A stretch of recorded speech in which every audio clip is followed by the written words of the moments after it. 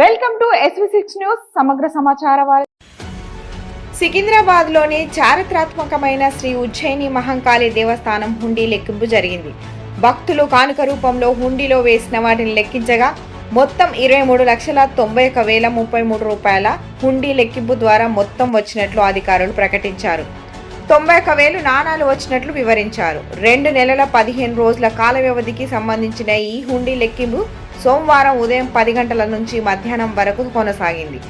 దేవాదాయ శాఖ ఇన్స్పెక్టర్ శ్రీదేవి ఆధ్వర్యంలో ఆలయ EO Gutta Manohar Reddy, founder trust chairman Rameshwar పర్యవేక్షణలో ఈ హుండీ లెక్కింపు కొనసాగినట్లు ఆలయ ఈవో వెల్లడించారు.